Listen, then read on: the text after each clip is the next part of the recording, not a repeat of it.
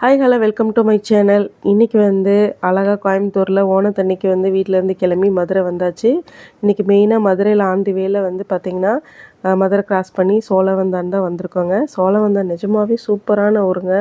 அவ்வளோ அழகாக இருக்குது இந்த சோழவந்தான். நிறைய வயல்வெளிகளும் பச்சை பசேன்னு நெல் வயலும் பார்க்கவே அழகாக இருந்தது. ஊருக்குள்ளே வந்தோன்னே ஒரே பட்டாசு வெடி சத்தமும், அதுக்கப்புறம் பார்த்திங்கன்னா அப்படியே கோயில் மணி ஓசையும் அப்படியே சொல்லிட்டு பாட்டு பார்த்திங்கன்னா செம்மையாக அழகாக இருந்தது. அப்படியே பாட்டெல்லாம் கேட்டுட்டு ஸ்பீக்கரில். ஸோ அப்படியே மெய் மறந்து அந்த ஊருக்குள்ளே அப்படியே பார்த்திங்கன்னா ஒரு டிப்பிக்கல் ஒரு கிராமத்தில் இப்படியெல்லாம் மக்கள் வாழ்வாங்கங்கிற மாதிரி அப்படியே மதுரைக்கு அழகான அந்த சோழவந்தானை கிராஸ் பண்ணி வந்துட்டேங்க. ஸோ ஃபைனலாக இன்றைக்கி மெயினாக பார்த்திங்கன்னா குருவித்துறைங்கிற ஒரு இடத்துக்கு தான் வந்திருக்கோம். இந்த குருவித்துறைங்கிற இடத்துல வந்து சித்திரை ரத வல்லபாய் பெருமாள் திருக்கோயில்னு ஒன்று இருக்குங்க. ஸோ குரு பகவான் கோயில் அப்படின்னு சொல்லுவாங்க. குரு பகவான் வந்து இங்கே வந்து தவம் இருந்ததாக சொல்கிறாங்க. அதாவது இங்கே உள்ள பெருமாளை வந்து வேண்டி தான் வந்து அவர் மகனுக்காக இங்கே தவம் இருந்தார் அப்படின்னு சொல்கிறாங்க.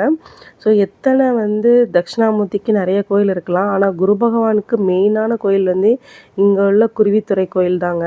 ஸோ இங்கே உள்ள பெருமாளுக்காக அவர் இங்கே வந்து குரு பகவான் தவம் இருந்திருக்காரு. இங்கே வந்து பார்த்திங்கன்னா பெருமாளுக்கு மெயின் சன்னதி இருக்குது. ரெண்டாவது வந்து பார்த்திங்கன்னா கொஞ்சம் வெளியே வந்துட்டோம் அப்படின்னாவே குரு பகவானுக்கும் சக்கரத்தாழ்வாருக்கும் சேர்ந்து ஒரே சன்னதி இங்கே அமைச்சிருக்காங்க. ஸோ வந்து பார்த்திங்கன்னா ஐயரே சொன்னார், குரு பகவானுக்கான கோயில் வந்து முக்கியமாக இங்கே தான் இருக்குது.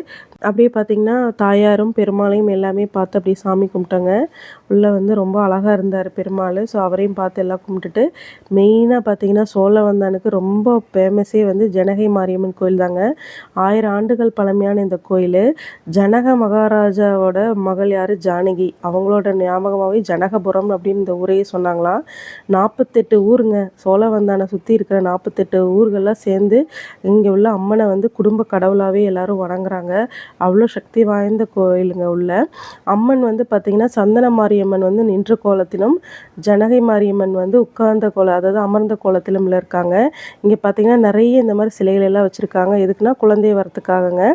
அதுக்கப்புறம் வந்து நோய் நொடியெல்லாம் போகணும், கை கால் சுகமாக இருக்கணும் அப்படிங்கிறதுக்காக இந்த மாரியம்மனை வேண்டுறாங்க. ஸோ ஃபைனலாக நாங்கள் வந்து அப்படியே ஹோட்டல் ரூம் வந்துட்டோம். மதுரையில் வந்து ரீச் ஆகிட்டு ஸோ ஃபங்க்ஷன் வீட்டுக்கு போகிறக்காக அப்படியே ரெஃப்ரெஷ் ஆகிறதுக்காக ரூமுக்கு போயிட்டேங்க. ரூமுக்கு போய்ட்டு ஃபைனலாக போயிட்டு அங்கே நைட்டுக்கு வந்து கேசரி, அழகாக இட்லி, வெண்பொங்கல் எல்லாம் சூப்பராக இருந்தது.